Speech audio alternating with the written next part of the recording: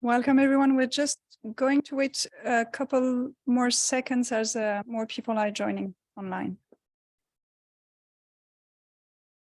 My name is Aurélie Aucher-Viong, and I will be moderating our discussion today. I'm working at the ILO in Geneva for the Fundamental Principles and Rights at Work branch, and been working on forced labor issues since 2007. I'm particularly happy to be here with you today and to moderate this event, as I've been following the development of the Forced Labor Observatory since its premises. I wanted to welcome the interpreters as well and remind you about the possibility to follow our discussion in English, French, and Spanish. You only have to select the language channel at the bottom of the screen. We have a few persons with us in the room today and numerous persons online. You will be also able to ask questions directly in the chat. We will take questions towards the end of the session. You are all familiar with online meeting now, but just a kind reminder to mute yourself when you're not speaking. And for our panelists, we have my dear colleague Rukia will be the gentle but firm timekeeper today, and will signal you if you're speaking a little bit too passionately and lengthy about to answer your questions. So without further ado, I will give the floor to Vera Paquete-Perdigao. Madame Paquete-Perdigao est la directrice du département de la gouvernance et du tripartisme à l'OIT. Économiste de formation, elle a commencé sa carrière à l'OIT comme coordinatrice régionale pour l'Afrique du programme pour l'abolition du travail des enfants, IPEC, et ensuite a poursuivi avec différents postes de direction sous-régionale en Afrique, notamment à Yaoundé et à Dakar, avant de nous rejoindre à Genève. Vera, c'est à vous.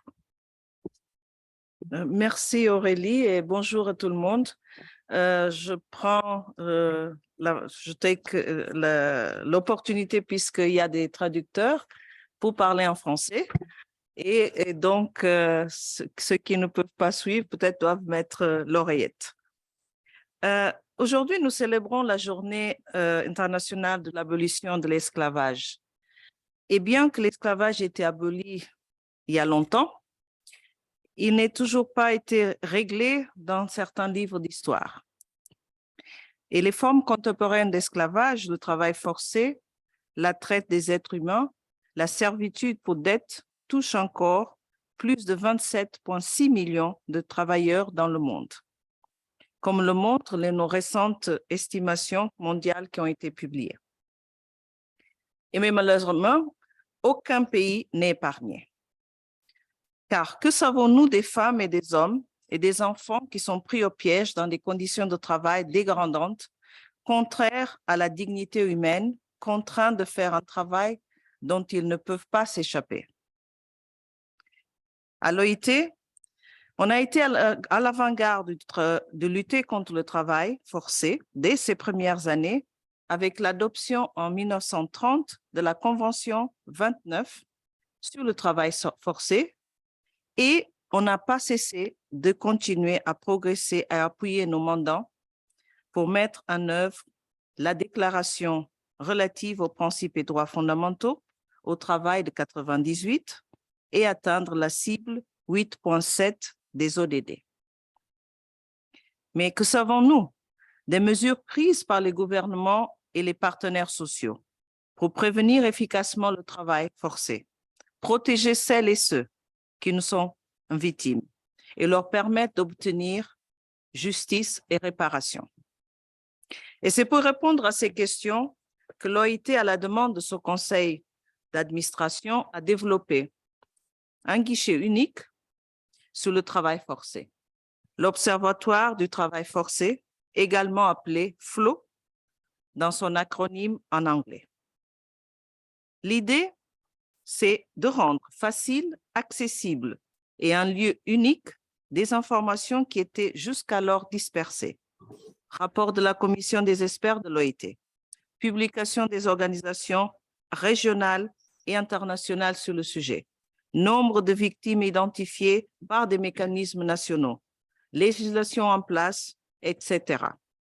Le tout nous permet, et permet aux utilisateurs surtout, d'accéder à la source première de chaque information.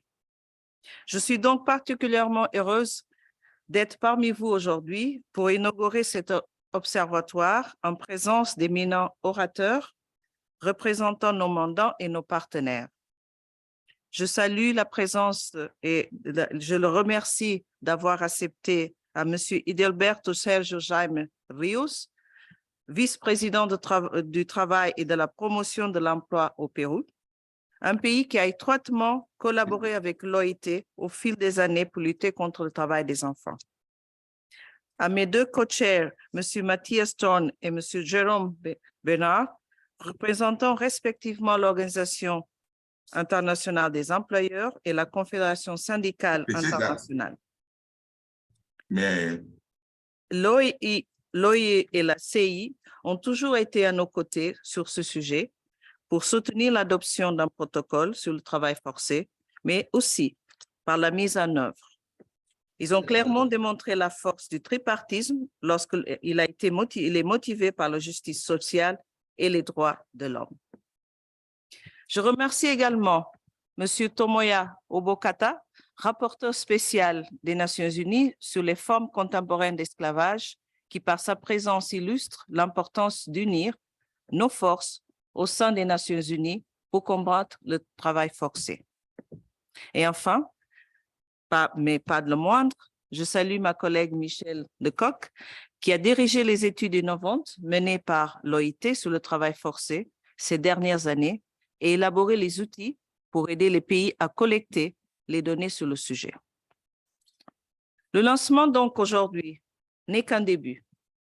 Le FLO sera régulièrement mis à jour pour intégrer de nouvelles informations. Et je tiens à remercier sincèrement tous les pays qui ont pris le temps de nous envoyer des informations supplémentaires ces derniers jours et aussi aux autres de les rassurer que ce n'est pas votre dernière chance de contribuer. Bien au contraire, il s'agit d'un processus continu. Pour que le FLO soit utile, il devra être régulièrement mis à jour. Nous encourageons donc tous les utilisateurs à envoyer les informations manquantes sur les nouvelles actions mises en place. Et nous souhaitons que cet outil soit le vôtre et que vous puissiez contribuer activement à son essor. Enfin, nous souhaitons que cet outil soit un outil d'aide aux membres de l'OIT à atteindre la cible 8.7. Et j'encourage tous les pays à accélérer leurs actions en vue d'éliminer le travail forcé, en particulier les pays pionniers. Nous sommes convaincus que le FLO vous sera utile dans votre travail, que ce soit pour concevoir ou mettre en œuvre des politiques, pour financer des interventions ou pour identifier ou fournir une assistance aux victimes. Le nombre de participants aujourd'hui dans la salle et en ligne confirme l'intérêt pour tel outil. Et nous espérons également qu'il incitera à des consultations tripartites, le dialogue social et une action coordonnée contre le travail forcé entre toutes les parties prenantes. Je vous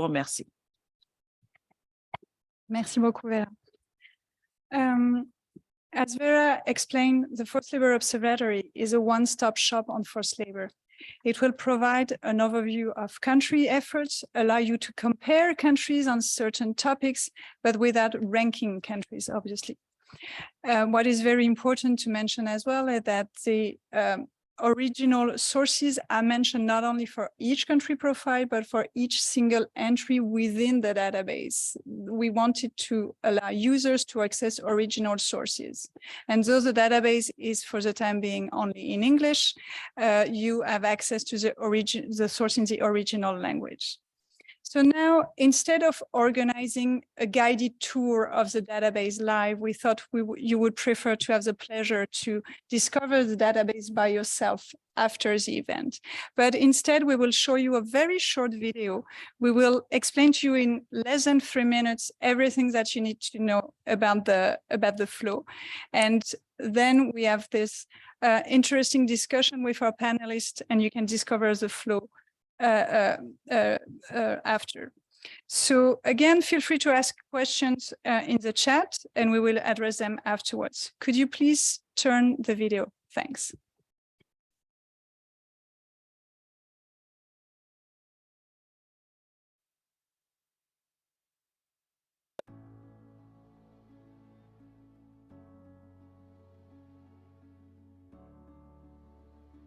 The 17 Sustainable Development Goals aim to achieve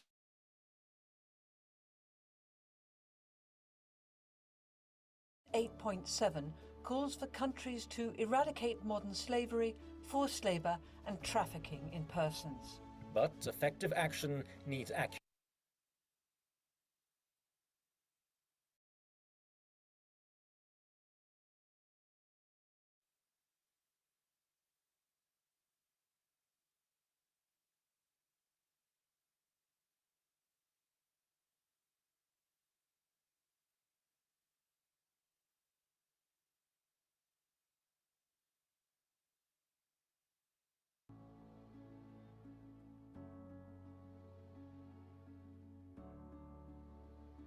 The 17 Sustainable Development Goals aim to achieve a better and more sustainable future for all by 2030.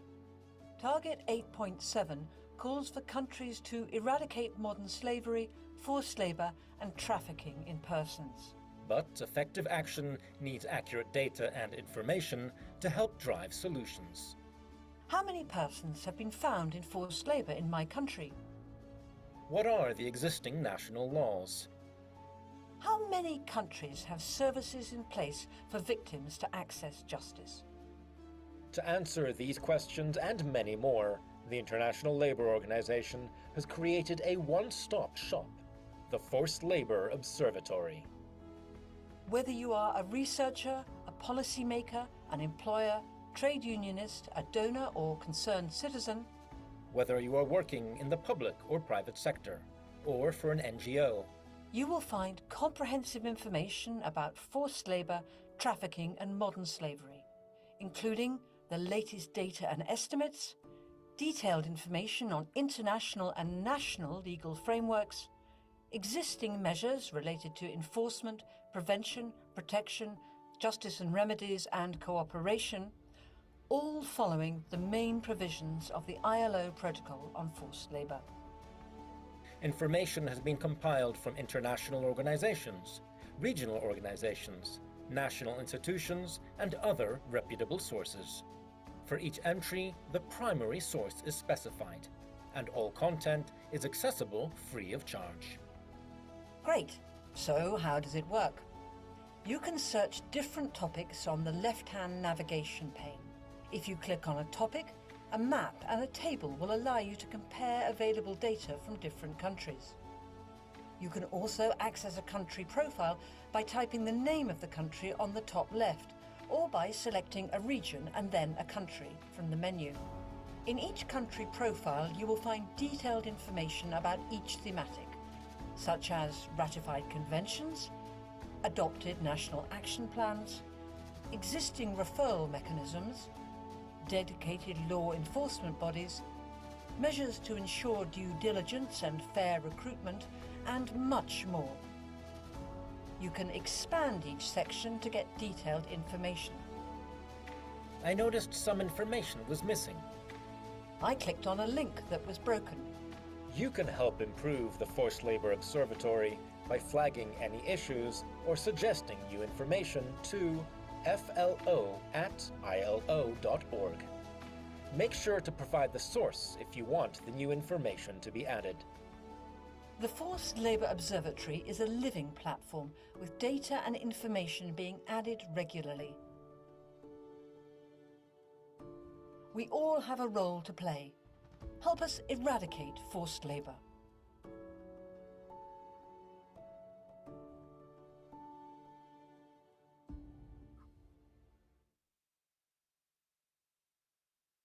Thank you.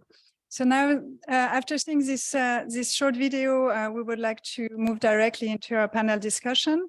And I will start with our first panelist, Edilberto Sergio Jaime Ríos. El señor Jaime Ríos es el actual viceministro de Perú. Fue nombrado en agosto de 2021 y como viceministro se encarga del empleo y de la capacitación laboral del Ministerio de Trabajo y promoción del empleo en Perú. Tiene una carrera de más de 30 años de servicio público como abogado, ingeniero, investigador y docente. Señor Jaime Ríos, señor viceministro, ¿nos puede escuchar bien? Sí, hola, buenos días con todos. Buenos días, Todas. le damos la bienvenida. Gracias por Igualmente. estar con nosotros hoy. No, por supuesto. Muchas gracias por estar invitado a este evento. Antes que nada, bueno, saludándolos, trayendo el mensaje del señor ministro de Trabajo, el doctor Alejandro Salas, y por supuesto el mensaje del presidente de la República, el profesor Pedro Castillo, quien sigue de cerca este evento, a quien le daré cuenta de todos los detalles. Dicho esto, quiero saludar a la mesa, por supuesto, a Aurelie Buchery Wong, de Fundamentales de Hilo, a Vera Paquete Perdigao, director de Gobernanza del Departamento de Hilo, ¿no? A los ponentes, también a los participantes, los panelistas, pero a Matías Stones, a Jerome Bernaer, Geneva, de oficina bueno, está en inglés, me puedo explicarlo muy bien, a Tomoya Obokata, a Michelle de Koch, y a los demás panelistas, por supuesto, o participantes que están en este evento, que creo son algo más de 200. Bueno, dicho esto, creo que hay algunas preguntas que podríamos, de repente, en el transcurso del evento, podríamos resolver.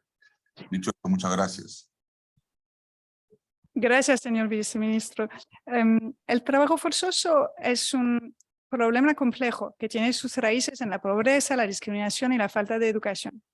El Observatorio del Trabajo Forzoso enumera diferentes medidas que los países han tomado para prevenir el trabajo forzoso y proteger a sus víctimas.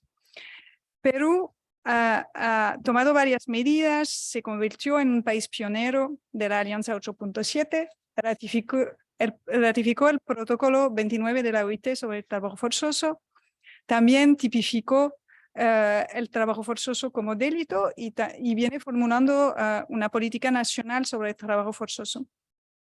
Señor viceministro, entre las diferentes medidas puestas en marcha en Perú, ¿nos podría dar un ejemplo de una medida concreta adoptada por el gobierno para acelerar el proceso contra el trabajo forzoso?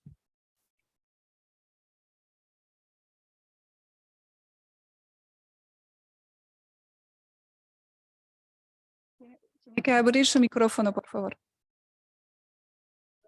Ahora sí, ¿no? Disculpen. Nada, buenos días nuevamente con ustedes. En ese sentido, me gustaría centrarme en dos acciones que venimos realizando para avanzar en la lucha contra el trabajo forzoso en Perú, en nuestra patria. La primera de ellas es la formulación de la Política Nacional Multisectorial para la Prevención y Erradicación del Trabajo Forzoso, la cual se constituye como el principal instrumento de política pública en nuestro país a fin de abordar la problemática del trabajo forzoso en Perú, y que permite articular y fortalecer las acciones de política pública en materia de lo que señalamos, es decir, prevención y erradicación del trabajo forzoso. Tenemos en ese sentido, se busca que esta política coadyuve al Estado peruano a alcanzar exitosamente algunos de los Objetivos de Desarrollo Sostenible, ODS, de Naciones Unidas, en particular su meta 8.7, la cual indica que los estados adopten medidas necesarias y eficaces a fin de erradicar el trabajo forzoso y poner fin a las formas contemporáneas de esclavitud para el año 2030. La formulación de la política nacional viene llevándose a cabo ya a través de un proceso participativo con las instituciones que integran la Comisión Nacional para la Lucha contra el Trabajo Forzoso, así como con otras entidades que participan en el ciclo de intervención del trabajo forzoso. Prevención, detección, atención y sanción y reintegración. Además, es importante destacar que la OIT, a través del proyecto Bridge, brinda asistencia técnica para la elaboración de la política nacional. La segunda de las acciones que quiero destacar el día de hoy está referida a la formulación y pronta implementación de un proyecto piloto para la reinserción laboral de víctimas del trabajo forzoso o trata de personas con fines de explotación laboral y sexual en 2 regiones del país, Puno y Cusco. Con este proyecto piloto se busca desarrollar habilidades y capacidades como competencias para la inserción de las víctimas en el mercado laboral o formal o para el desarrollo de emprendimientos formales. De este modo, se busca dar respuesta a los problemas que se han identificado en las víctimas durante el proceso de reinserción laboral, como son las débiles capacidades para enfrentar la desestabilización emocional de la cual son víctimas, escasas competencias, como estamos señalando nuevamente, para poder acceder a un empleo formal, dependiente y escasas competencias para generar un autoempleo. A eso nos queríamos referir respecto a lo que estamos en el futuro desarrollando en esta pregunta que nos acaban de formular. Buenos días. Volveremos en la segunda pregunta cuando sea necesario. Muchas gracias. Gracias, señor viceministro. I will now open the floor for Mr. Torns from the International Organization of Employers.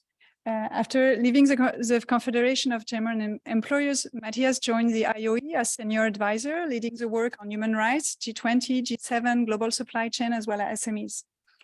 In 2019, he was appointed IOE Deputy Secretary General, and Matthias is also co-chair of the ILO Child Labor Platform and a member of the Global Coordination Group of the Alliance 8.7 and the steering group of the ILO Global Business Network on Forced Labor. Matthias, the ILO Protocol on Forced Labor mentions the importance of due diligence, both by public and private sectors, to prevent and respond to the risk of forced labor. The Forced Labor Observatory is reporting on measures related to due diligence and transparency, but could you tell us more what it entails for employers, and also what are the concrete measures that employers can take? Thank you, and thank you for having me. This is really a great day. It's a great day, not only because it's the memory of abolishing of slavery, but also a great day because of this tool is launched today. This tool is just amazing because this tool can help companies in their due diligence. It helped companies in their due diligence, not only because of the quantitative data, but particularly because of the qualitative data, about the legal context, about the findings of the supervisor machinery, about what kind of cooperation countries are engaging in, and so on and so forth. So this tool can really help companies to do their due diligence. And this is a timely moment because we see a mushrooming of legislation. Last not but least, the EU forced labor ban, which was proposed by the European Commission in September. Of course, in the USA, we have already a forced labor ban. So this tool can really help companies to respond to this legislation and to navigate their way through it. The tool also will hopefully encourage governments to provide more and better data, more and better information. If you go on the tool, you see still some blank spots. This is not a criticism, that is just showing that we need even more efforts and even more work by governments actually to provide this information, provide this data. And I also think, you know, the richness of the data you have at this tool will not only help companies, social partners right now to do a better job in the eradication of forced labor, but it might be also very interesting to look after a longer time frame, how has been the development. And you know, normally we look at developments only quantitative, right? We always look at the number of forced labor. But this tool also will allow us to see how legislation changed, right? How other initiatives changed over time. So I really think that this tool will help us to get a much better understanding how we can eradicate forced labor over the longer time. So thank you. Thank you, Mr. Torns. I will now move to Jeroen Bernard, who's representing the International Trade Union Confederation. Jeroen has around 15 years of global experience working with trade unions worldwide to combat forced labor and human trafficking within the ITUC. Until recently, he was head of the ITUC Human and Trade Union Rights team in Brussels, but is now the director of the ITUC Geneva office and secretary of the worker group here at the ILO headquarters.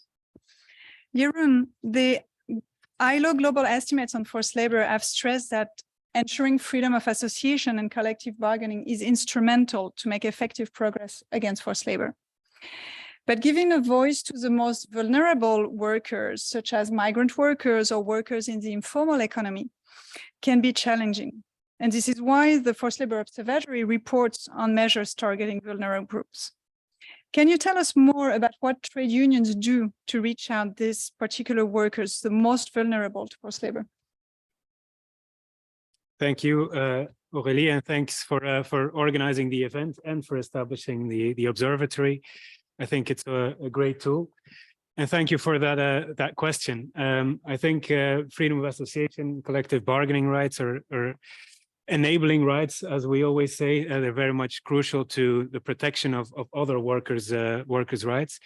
And in response to your question, I would want to make a reference to the Global Rights Index, which is a global index that the ITUC publishes each year that demonstrates or monitors the state of freedom of association in the world. And it's actually a pretty sobering picture if you look at the latest figures that say that 87% of countries violate the right to strike, 79% violate the right to collective bargaining, and 77% of countries exclude workers from freedom of association. So I think these are the worst figures ever. And I think it relates to when my colleague Michaela and her team are measuring forced labor estimates that continue to go up. I think there is clearly a correlation. So obviously these exclusions of freedom of association and exclusion of collective bargaining rights can be national. There's countries where trade unionism is illegal, but there are also more specific groups of workers that are excluded from the right to organize and to bargain collectively, and they indeed correlate to the groups that are most affected by forced labor: migrant workers, as you mentioned it, undocumented migrant workers, certainly, informal workers in the informal economy, workers in agriculture, domestic workers, restaurants, catering. I think there is a clear connection between those workers that are not covered by legislation or not reached by trade unions to some extent because of the absence of regulation as well. So you will find us everywhere in trying to reestablish that legal framework that would actually grant the freedom of association in legal terms to all workers. But you're right, in a context where that is not the case, trade unions need to proactively reach out and try to include the most vulnerable workers into trade union structures and organize those groups of workers. So I think we have a very good example in changing regulation and covering a group to organize workers in the domestic workers sphere, where there was the convention that actually recognizes domestic work as works, takes it out of informality, that then facilitates organizing and collective bargaining for that group of workers that is now much more protected than it was before the convention.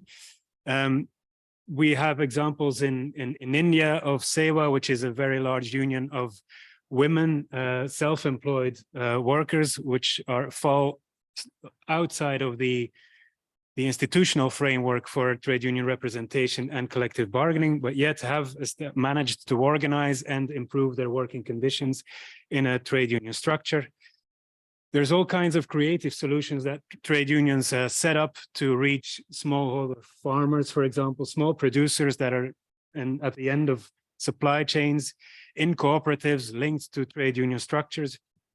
And importantly, there's a lot of work being done to organize and try to organize migrant workers better. There's all kinds of practical hurdles in addition to the legal exclusions of migrant workers to organize that trade unions need to overcome. They often change employment in a different sector. Obviously, there's language issues, there's unfamiliarity with the trade unions in the destination country. So there's all kinds of partnerships in origin and destination country ongoing between unions to make sure that we try to reach those that need our support the most. Thank you. Thank you, Rion. I would like to now turn to Mr. Tomoya Obokata, the UN Special Rapporteur on the contemporary forms of slavery. Mr. Obokata, can you hear us? Welcome. Yes, I can. Thank you. Mr. Obokata is a researcher in international law and human rights, specialized in human trafficking and modern slavery. He has been teaching in several renowned universities these topics. In 2020, he was appointed as a special rapporteur on contemporary forms of slavery, including its causes and consequences. Mr. Obokata, as we just discussed with Jeroen, some people are indeed more vulnerable than others to forced labor and require specific protection. And this is why the FLO document measures targeting vulnerable group. As special rapporteur, you have stressed the impact of deep-rooted and systematic discrimination on contemporary forms of slavery. Could you please share with us what can be done to address this particular aspect and ensure all people benefit from protection against forced labor?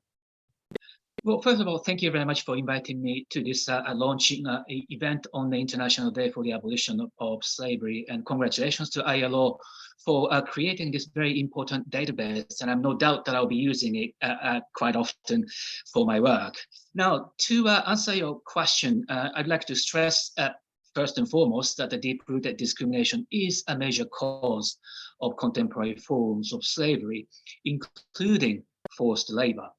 And because of this, access to quality education, public services, decent work, as well as access to justice and remedies are often limited or non-existent for particularly vulnerable groups, including women, young people, minorities, indigenous peoples, migrant workers, LGBTIQ+ people, and workers with disabilities.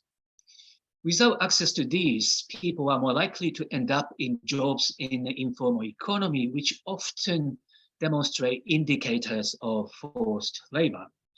I therefore recommend, first and foremost, temporary special measures targeting these vulnerable populations to enhance access to education, public services, and decent work.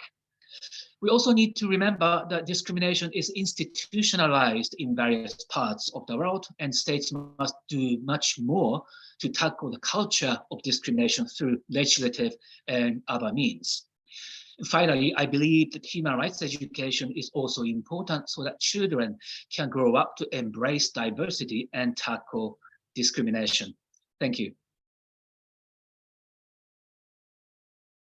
Thank you, Mr. Obokata. I would like now to turn to our last panelist, Madame Michaëlle Decoq. Madame Decoq est depuis 15 ans l'une des principales chercheuses de l'OIT sur les méthodologies d'enquête et d'estimation du travail forcé et de la traite des adultes et des enfants. Elle a coordonné les estimations mondiales sur le travail forcé que nous avons évoquées à l'instant et aussi apporté son soutien à de nombreuses enquêtes nationales. Elle est actuellement chef de l'unité de recherche et d'évaluation de la branche principes et droits fondamentaux au travail de l'OIT. Michaëlle, nous venons de parcourir certaines des informations contenues dans le FLO, mais j'aimerais maintenant revenir à sa genèse, vous qui avez été impliqué dès les prémices de cette base de données. Pourriez-vous nous en dire un petit peu plus sur la façon dont le FLO a été développé? Pourquoi l'OIT a-t-elle décidé de concevoir ce guichet unique sur le travail forcé? Pour qui et à quelle fin? Et également, nous en dire un peu plus sur d'où proviennent les informations contenues dans cette base. Michaëlle, à vous. Merci Aurélie. Vous aussi avez été impliquée dès les prémices de cette base de données Et je crois que beaucoup dans cette salle l'étaient aussi. On était à un moment, au début des années de la décennie 2010, où il y avait une incroyable convergence dans l'expression des besoins d'informations sur le travail forcé qui nous venaient de partout. Elle venait d'abord et de manière très importante des mandants qui nous disaient: est-ce qu'il y a d'autres pays qui sont en train de faire un plan d'action? Qu'est-ce que je devrais mettre dans mon plan d'action? Est-ce que des pays ont fait des enquêtes? Est-ce que certains pays commencent à avoir une loi sur la diligence raisonnable? Est-ce que on recevait beaucoup de questions et à chaque fois, nous-mêmes devions faire des recherches, retourner dans toutes les bases de données qui étaient accessibles, parce que cette information existe dans des bases, mais totalement dispersée. Autre expression des besoins, on a entendu les collègues de IOE et ITUC nous dire que pour eux aussi, cet besoin d'information centralisée était clé. Et puis, j'allais dire, nous-mêmes, au bureau, on était sans cesse en train d'aller rechercher cette information. Je citerai 2 exemples. Quand on souhaite concevoir un projet sur le terrain, la première chose que l'on se pose, c'est quel est le cadre dans lequel ces programmes de lutte contre le travail forcé s'inscrivent. Donc, quelles sont les lois en place? Est-ce que d'autres pays ont pris des actions similaires? Donc, nous-mêmes avions besoin de cette information. Donc, à un moment donné, dans les années 2010, une incroyable convergence dans l'expression des besoins.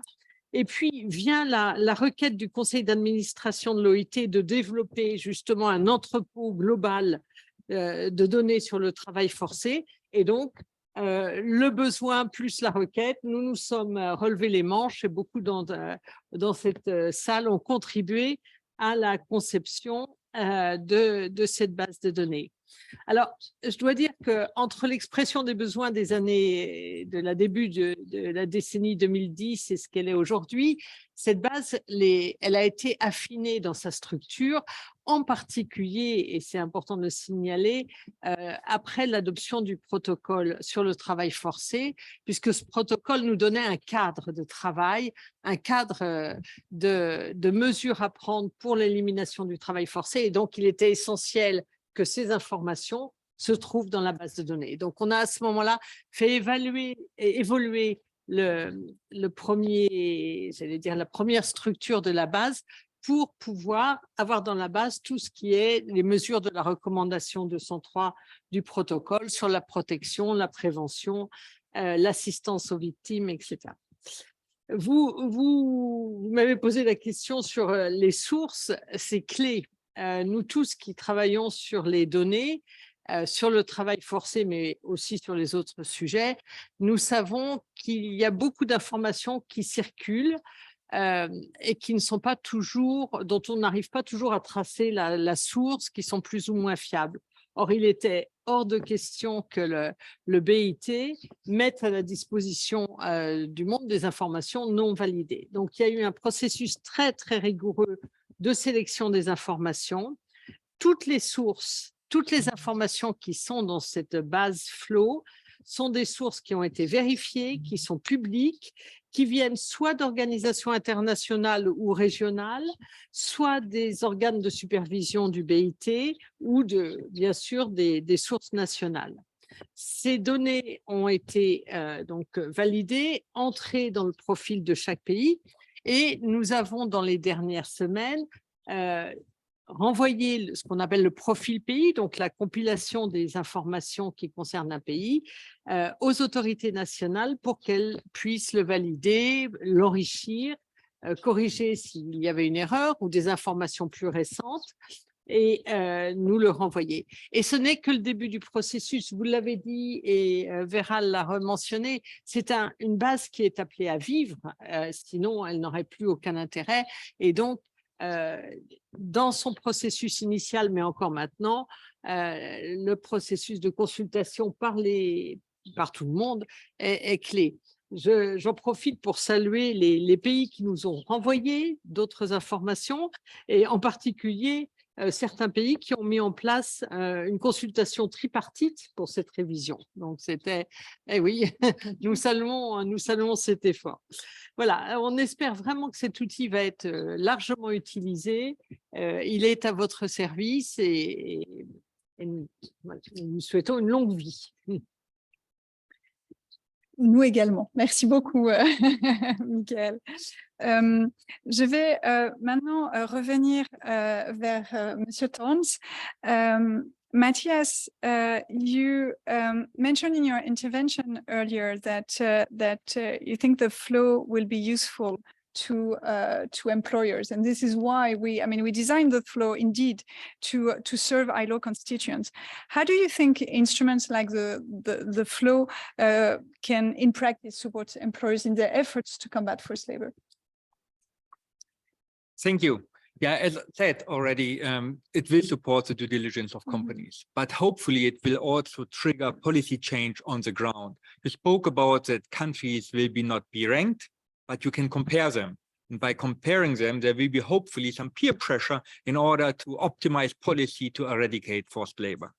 It will help social partners to engage more and be more informed in their engagement at national level, because they have the information not only about their own country, and I would guess that many particularly don't know exactly what are the findings of the supervisor machinery, for instance, on their country, but ought to look at other countries, what other countries doing, what is working, what is not doing, what is not working. So it is really supporting peer learning, not only peer pressure, but also peer learning. This is, of course, only one puzzle piece of the ILO engagement in this. And we have other forms of peer learning. We have the Alliance 8.7, where we not only bring in different UN agencies and social partners and different stakeholders, but where we also bring in the national level, where labor ministries, where social partners can learn from each other within this Alliance 8.7 network. And we have actually in 2 weeks, 3 days or 4 days event in Turin, where we will bring them all together so they can speak and have this direct exchange, what is working and what is not working. We have the business network on forced labor for companies to engage, for business networks to engage. And I can encourage everyone to go on the website of the ILO to figure out where they can, who they can contact to engage in this business work, global business network on forced labor, difficult word. So I think it will be now of critical importance to promote this tool, because to be completely honest, not every company will know about it, and perhaps not every company will know even that there is an organization called ILO. So we need to make sure that this tool is known from the employer side. Of course, there's an important role to play. Employers' organizations are important multiplier with regards to their member companies. From the IB side, we fully committed actually to promote this tool, to push this through our memberships up to the company level. But it would be important also for you, of course, from the communication department, to do it not only in social media, but also make sure that the link is directly at the front page of the ILO, because once it is not on the front page, you are completely lost, right? You always need Google to find something, which is not a criticism because there's so many information, but it needs to be make sure that that is easily to be found. So in concluding, this gap is this tool is really closing a gap, which is important. Congratulations again to the ILO, to the whole team for this work, and count on us, count on the IEE to help us to promote it further. Thank you. Thank you, Matthias. And we definitely take your word on helping us promoting the tool. And I can already share good news. The ILO, the link is actually on the homepage of the ILO today to mark the International Day Against Slavery, which is excellent news. And we'll also add in the chat, I think the link to the database is already in the chat, but we'll also add indeed the link to the ILO Global Business on Network on Forced Labor, so that you can all access to it. I will now turn again to Mr. Obokata. I wanted to ask you, as a UN Special Rapporteur, you have often called for more robust legal framework, accountability measures, and adequate law enforcement to make a decisive change against forced labor. As we can see from the data presented in the FLO, as Matthias pointed out, while many countries have improved their legal framework, a lot remains to be done in terms of enforcement. Could you tell us, in your opinion, what are the remaining challenges? Sure. Well, thank you for that question. First and foremost, I think the lack of knowledge and awareness among relevant law enforcement and public authorities seems to be one of the issues that it needs to be overcome. Well, that also includes the judiciary and on the understanding of the nature and extent of, for example, forced labor and other contemporary forms of slavery. So there's a need, I think, for the governments to strengthen effective training and awareness raising among these officials. And also believe that they should also promote more proactive intelligence-led law enforcement as opposed to reactive enforcement, which heavily relies on victims coming forward after forced labor has been committed.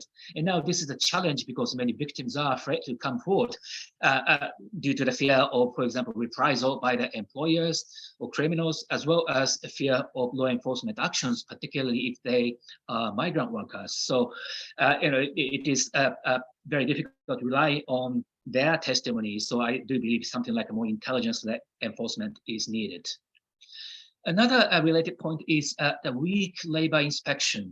This is mainly caused by a lack of proper human and financial resources, which makes it difficult to identify instances of forced labor and other violations of human rights at an early stage. And allegations of collusion between employers or businesses and the labor inspectorate have been raised by civil society and workers themselves. I therefore urge governments to allocate sufficient resources and properly investigate cases of corruption and impunity. And in addition to criminal law responses, there is also a need, in my view, to strengthen human rights due diligence among businesses and employers which exploit and abuse workers in various parts of the world.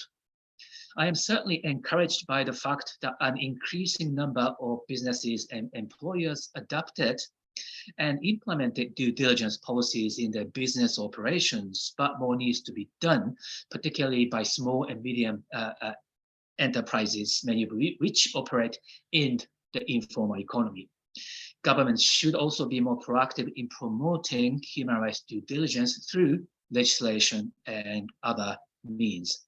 Thank you. Thank you very much, Mr. Obokata. I would like now to revert to Jeroen Bernard and discuss about the role of trade unions in raising awareness about forced labor. I mean, definitely trade unions play a key role, not only in raising awareness, but also in flagging legal and policy gaps, especially when it comes to workers' protection, including through the ILO supervisory system. How do you think the ITUC can contribute to this tool, to the FLO database in particular, and to data collection and sharing more generally? Thank you, Aurélie. Yes, I think trade unions obviously have a privileged access, and I think probably a unique access to the supervisory system of the ILO. Workers' organizations can comment, send observations in terms of respect for labor rights to the supervisory system, and that obviously also creates an onus upon us to deliver on that responsibility and to make sure that that information is on the record in the supervisory system. We're very happy that the comments, recommendations that are often very valuable, very precise, are reflected in the FLO, in the observatory. Because they give a lot of valuable information to give guidance to countries and governments at the national level as to how to take things forward. That said, forced labor it sounds like an easy concept, but if you translate it legally, it isn't. It's very specific, and in certain ideologies, we're all wage slaves. But the question is, where becomes the inherent relation of subordination? Where does it become coercion? How does that translate into forced labor? And that's an issue that we face when we speak to our affiliates everywhere in the world, where forced labor is an accumulation of violations of labor rights. We'll see our affiliates report about discrimination, about unpayment of wages, late payment of wages, the absence of a contract substitution, charging of fees when it's in transnational recruitment with recruitment agencies, poor housing, and all these different wage violations tend to have a specificity in labor administration, labor regulation that our unions are more familiar with, and also have ILO standards that relate to those specific issues, that they can take these issues, individual issues upon. So there's a very important role with the observatory, and it's very valuable to us to demonstrate how the accumulation of these violations relate or translate into forced labor situations. The forced labor protocol that Michaela mentioned is very important in that regard. Since 2014, it really translates the colonial concept of forced labor into the private economy, the situations that we face on a daily basis. And it gives concrete examples of what that looks like, what that forced labor is, that we can use to both explain the concept better to our affiliates, and to then make sure that they feed into the supervisory system under the Forced Labor Convention, so that also these issues are being picked up. So I think it moves in two ways. The Forced Labor Observatory will increasingly, and we will certainly use it together with the Bureau of Workers' Activities in the ILO, ACTRAV, to explain the concept better to affiliates worldwide, so that they can also feed specific situations of exploitation into the supervisory system, so that they can be analyzed by the experts to be defined as forced labor, and then have specific recommendations attached to it. Thank you. Thank you very much, Jeroen. Several panelists today have mentioned this access to data and this difficulty of access to data. So I will now turn to Michael de Kock again. Michael, vous nous avez expliqué que le FLO utilisait uniquement des données fiables et publiques. Mais nous aimerions comprendre un petit peu mieux la difficulté d'avoir accès à ces données, et surtout, est-ce que nous disposons d'assez de données pour pouvoir comparer l'ampleur du travail forcé d'un pays à l'autre et les mesures prises par un pays en matière de législation, de politique, d'application de la loi, et qu'est-ce qui permettrait, le manque de données dans certains pays présents sur le FLO a été soulevé par d'autres panélistes, qu'est-ce qui permettrait de générer plus de données et de meilleure qualité? Question terrible, parce que effectivement, dans les jours, la semaine passée, j'ai largement égrené la FLO pour regarder les données qui étaient présentes. C'est déjà extraordinaire d'avoir les 187 profils, mais comme je crois Mathias le mentionnait, il y a toujours beaucoup de trous, beaucoup de blancs, en particulier dans les données quantitatives. Et c'est vraiment quelque chose que l'on regrette. Et quand j'entends Jeroen dire c'est difficile d'articuler le concept de travail forcé pour en parler avec les affiliés, vous imaginez que comme c'est encore plus difficile quand il s'agit de le mesurer. Et je crois que le retard que l'on a pris depuis entre 1930 et on va dire 2018 pour la mesure du travail forcé s'explique en partie par cette difficulté à traduire ce concept légal exprimé très clairement dans la Convention en quelque chose qu'on pouvait mesurer. Alors, en 2018, on a fait un grand pas en avant avec l'adoption par la Conférence internationale des statisticiens du travail de lignes directrices de la mesure du travail forcé. Ça a été le résultat d'une consultation avec les pays membres qui avait duré pendant 5 ans, beaucoup d'essais dans différents pays, et finalement un cadre statistique précis, rigoureux, qui est basé sur la définition de la Convention, mais qui est opérationnel. Ça veut dire qu'on a un questionnaire, un algorithme qui permet de processer les réponses au questionnaire.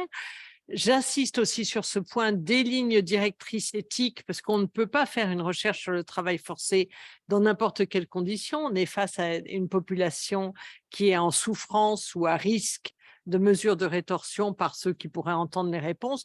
Donc, on a maintenant un arsenal d'outils qui a été développé et testé, et nous sommes en train de faire largement la promotion auprès des pays, auprès des entreprises, des approches sectorielles pour collecter ces données et enrichir la base. La raison pour laquelle on le fait, c'est pas simplement, je sais que ce qu'on cite le plus souvent, ce sont les chiffres de prévalence ou les chiffres absolus. Ils sont importants, mais je peux vous dire, après 20 ans d'expérience de collecte des données, tant sur le travail des enfants que le travail forcé, c'est pas ce qu'il y a de plus important, le résultat final de la prévalence.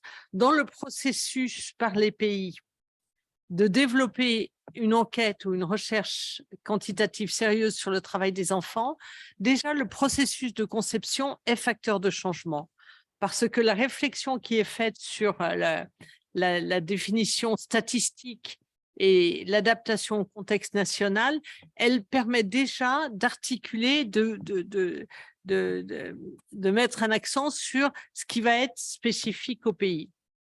Et puis, dans les résultats et dans la conception de l'enquête, on va réfléchir avec les mandants de qu'est-ce qui manque comme information pour pouvoir utiliser les ressources nationales ou celles des donateurs internationaux pour s'attaquer au problème du travail forcé dans mon pays. Et donc, toute la conception de l'enquête va être faite de manière à apporter des informations qui vont être directement utilisables pour concevoir des politiques. Et ce lien des données vers la conception des politiques et des projets, pour nous, il est vraiment au cœur de la recherche. Je terminerai juste en citant le dernier exemple en date du Népal, où de nombreux d'entre nous avons travaillé. La dernière recherche qu'ils ont faite, elle était avec un groupe particulier qui était à risque d'une forme de travail forcé, et il s'agissait de regarder comment faire pour s'assurer qu'ils aient des alternatives viables à la situation de travail forcé dans lequel elles étaient. Et basé sur la recherche, le projet a pu mettre en place des formations professionnelles et l'aide à la mise en place de petites entreprises pour sortir durablement du travail forcé. Donc, encore un exemple de comment la recherche va aider à des situations durables. Merci, Michael. Señor viceministro, le gustaría preguntar otra pregunta. Hemos hablado de las lagunas existentes en los datos cualitativos y cuantitativos sobre el trabajo forzoso. ¿Podría decirnos por qué Perú ha decidido invertir en la recopilación de datos y cómo cree que esto apoyará sus esfuerzos en términos de acción política contra el trabajo forzoso? Por favor, señor ministro. Aló. Buenos días, gracias. Estábamos siguiendo también el evento aquí en Perú. Estamos lanzando 3.000 becas para los jóvenes trabajadores de nuestra patria. Y claro, acepto la pregunta y ya sobre lo siguiente. Hemos hablado de las lagunas existentes, ¿no? En los datos cualitativos y cuantitativos sobre el trabajo forzoso. Entonces nos dicen por qué Perú ha decidido invertir en la recolección de datos y cómo cree que esto apoyará sus esfuerzos en ese sentido. Para nosotros, contar con información cualitativa y cuantitativa sobre el trabajo forzoso no solo es necesario, sino indispensable. Si no, no podemos entender y abordar adecuadamente esta problemática, que, como se ha dicho, es compleja, tiene múltiples dimensiones. Disponer de datos rigurosos y objetivos nos permite ahora, antes y después, a fin de determinar las mejores estrategias de acción que favorecerá la efectividad, y lo remarcamos, la efectividad de las políticas públicas que adoptemos frente al trabajo forzoso. Y ya las estamos implementando. En este sentido, es necesario generar el mayor conocimiento sobre la problemática del trabajo forzoso. Y esto lo vamos a hacer mediante estudios de casos, como los que realizamos en el año 2015, en las regiones de Ucayali y Madre de Dios. Con el apoyo de la OIT, el estudio de la triple frontera de Perú, Brasil y Colombia, que fue realizado en 2018, a fin de recolectar información sobre la problemática de trabajo forzoso. El estudio que investiga el grado de afectación de las oportunidades de empleo, las condiciones de trabajo y los riesgos de trabajo forzoso de las trabajadoras del hogar y sus familias, publicado en abril de este año, 2022. Junto a estas investigaciones cualitativas, necesitamos contar con información estadística, cual si fueran trabajos profesionales, como deben ser siempre. Y esta información debe ser oficial para nosotros, porque esto nos acerca a la población en situación de trabajo forzoso. Es por ello que en marzo de 2017, a través de un convenio tripartito entre el Ministerio de Trabajo, la OIT y el Instituto Nacional de Estadística, nos propusimos realizar una primera encuesta de prevalencia de trabajo forzoso en una región del país, Cusco, ampliamente conocida en todas partes del mundo, aplicando una metodología estadística probabilística. Esta encuesta contó con el financiamiento de la OIT a través del proyecto Bridge, como hemos señalado anteriormente, y fue ejecutada por el Instituto Nacional de Estadística de nuestra patria, por medio de su personal técnico especializado. Así, en este 2021, se levantó información de la encuesta, la cual se encuentra en proceso de revisión para su posterior análisis de resultados. Aquí vamos a leer contando con información oficial que nos permita direccionar mejor y más efectivamente las políticas para la prevención y erradicación del trabajo forzoso que nos agobia. Esto, hermanos, es lo que quería decir. Muchas gracias, estamos a su disposición. Gracias, señor viceministro. We would like now to open the floor for questions to our panelists in the room and from the chat. From the sake of time, we won't open the floor, so you will just pick up the questions that are already in the chat, and people in the room, please also manifest yourself if you want to ask questions. So we had a first question. Michael, peut-être vous me direz si vous voulez répondre. Nous avons en fait beaucoup de questions sur le flow en lui-même, donc ils sont plus sur les détails du flow. Donc vous me direz si vous voulez y répondre ou si vous voulez que je complète. Donc nous avons une première question sur les mécanismes mis en place afin d'alimenter le flow. Donc est-ce que les pays auront une obligation légale de rapporter avec une certaine périodicité ces informations? Et dans les cas des pays où il n'y a pas vraiment de système de collecte de données structuré en place, est-ce qu'il est prévu un mécanisme d'accompagnement de ces pays?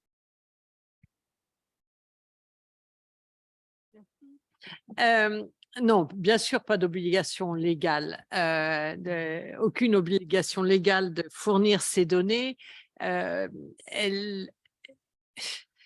Par contre, j'allais dire un intérêt, ce que l'on espère, c'est qu'il y a un intérêt des pays à vouloir être les premiers à fournir ces données, parce que dans tous les cas, nous allons les chercher.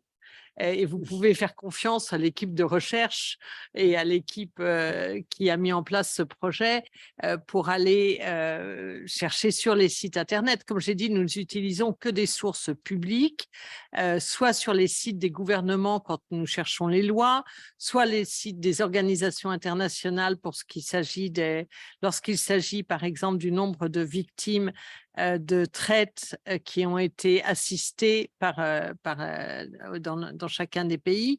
Donc, nous faisons ce travail de recherche de données dans les pays. C'est mieux qu'elles viennent et qu'elles soient validées par les autorités nationales. Maintenant, sur les efforts, si on change de type de données et qu'on pense aux données statistiques, là, c'est clair que collecter des données statistiques, essayer de faire une enquête de prévalence, c'est un mécanisme qui est relativement lourd. Il se fait en général avec le Bureau national de statistique. Par contre, nous avons, et il sera bientôt mis en ligne, tout un arsenal d'outils, questionnaires, outils d'échantillonnage, lignes directrices pour l'éthique, pour la mise en œuvre des enquêtes qui sont là. Nous avons un module de formation de comment les utiliser et nous sommes à disposition dans la limite de nos moyens, pour appuyer les pays. Donc, j'allais dire, c'est un dialogue qui, on espère, va vraiment continuer à s'enrichir pour toujours alimenter et mettre à jour les données. Vous savez qu'une base de données n'a d'intérêt que si elle est mise à jour régulièrement. Je ne sais pas si vous voulez compléter, Aurélie.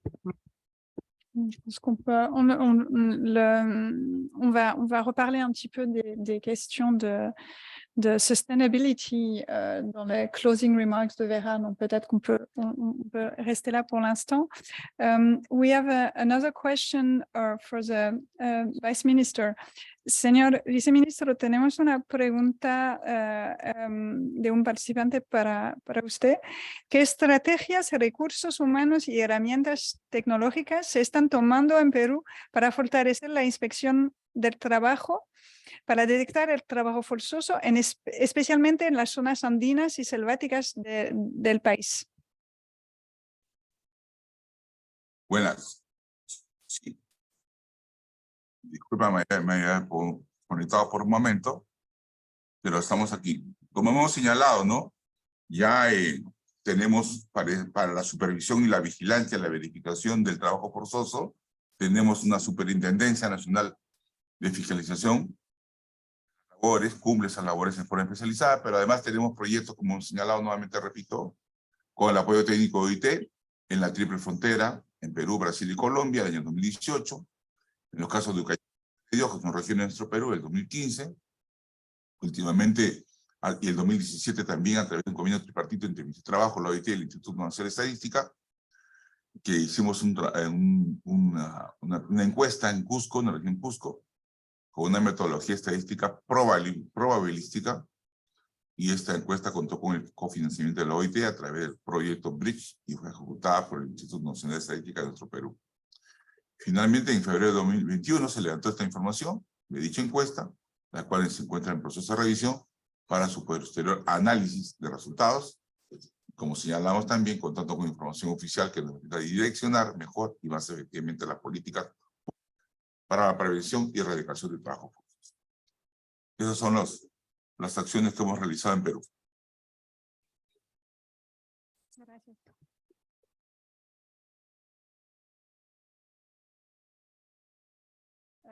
Encore pour vous, nous avons une question justement sur comment a-t-on procédé à la collecte de données pour remplir le FLO et quelles sont les options envisagées en termes de durabilité pour soutenir cette collecte de données dans le futur. Et on peut lier aussi à une autre question qui portait également sur le contenu de la base de données, sur ce qui concerne les chaînes d'approvisionnement, qui peut être un thème intéressant pour de nombreux visiteurs de la base. Qu'est-ce que contient la base de données à ce sujet? Alors, la première question, comment ça a été fait? Tout simplement, en faisant d'abord un guide précis pour chacun ce qu'on appelle des champs, chacune des variables, du type d'information qui devait être remplie et des sources potentielles. Ensuite, nous avons engagé, alors je ne sais pas si on a fait le compte du nombre de personnes, de professionnels qui ont travaillé dans les différentes langues. Il fallait pouvoir accéder aux informations dans les langues nationales, les valider, s'assurer. C'est un des points, quand on parle de la validation, un des points qui est difficile, même sur une loi, tout simplement, c'est d'être sûr qu'on a bien la dernière version. On va chercher, si maintenant je Google plan d'action national sur lutte contre le travail forcé de la Suisse, peut-être que je vais trouver un ancien plan. Donc, s'assurer toujours qu'on met la dernière version. Donc, on a formé ce personnel qui était plurilingue à la collecte des données. Ensuite, elle a été validée par l'équipe qui est ici, l'équipe au siège. Et puis donc ensuite validé. Donc ça c'est la première partie de la question. La deuxième sur la durabilité, je crois que Vera voulait en parler, je ne sais pas si vous voulez en parler maintenant. Soyons clairs, c'est pour ça que l'on a souri, on sait que ça a un coût. Ça a un coût financier parce que ça a un coût humain de recherche et de mise en œuvre, même si en même temps, on est toutes déjà maintenant en train d'examiner des possibilités d'automatisme, en particulier avec les autres bases du BIT, que ce soit celle de Normlex, dans lequel on a les lois, les ratifications et les commentaires des organes de contrôle.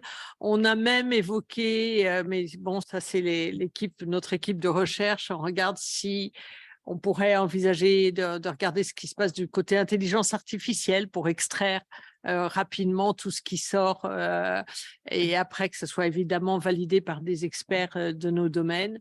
On est à la recherche des solutions les plus efficaces possibles. Vera, vous voulez compléter? Merci.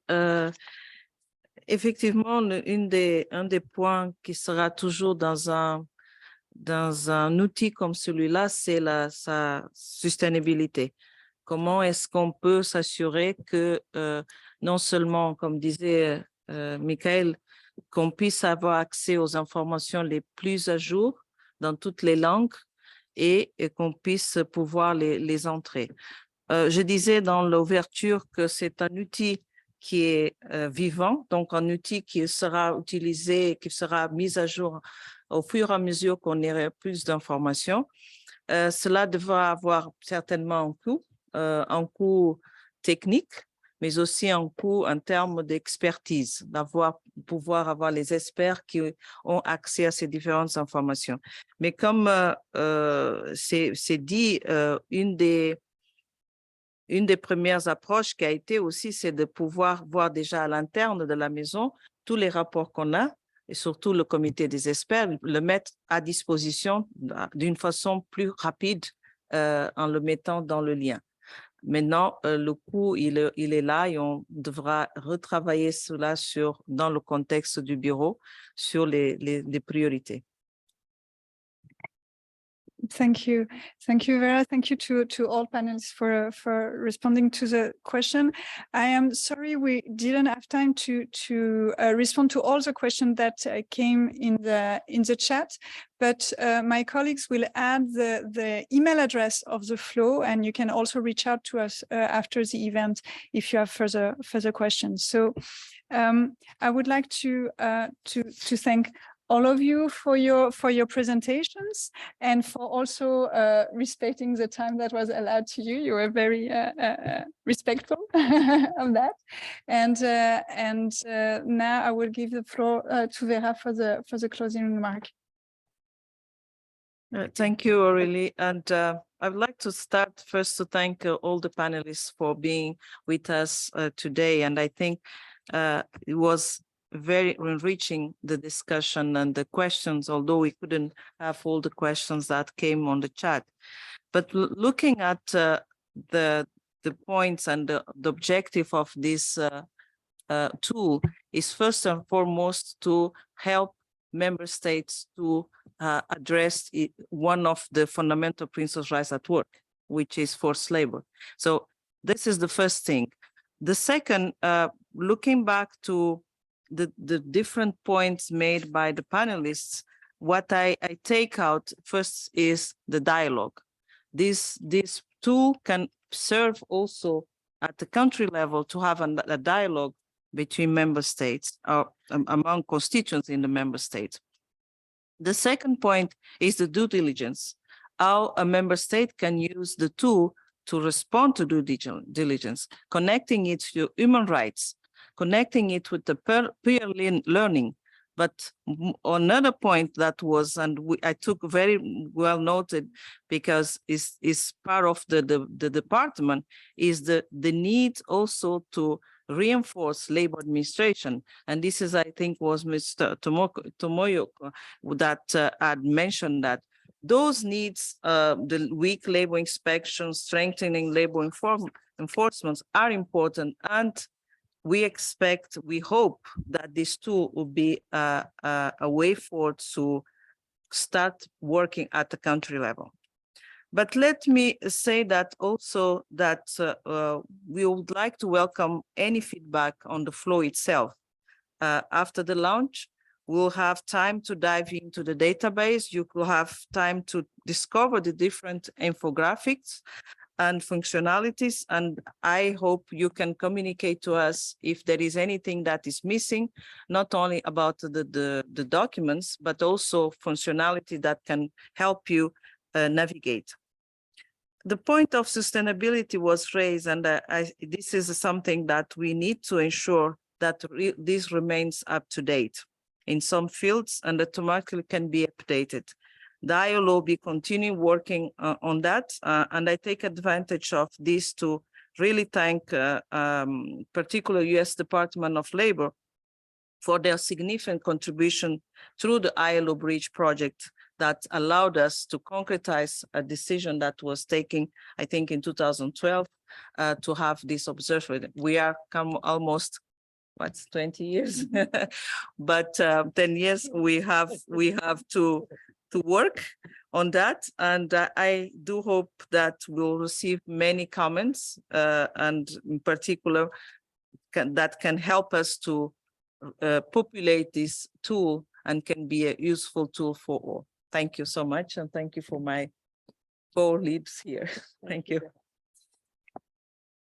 Thank you, Vera. Thank you, everyone. And thank you to the numerous participants online for connecting today.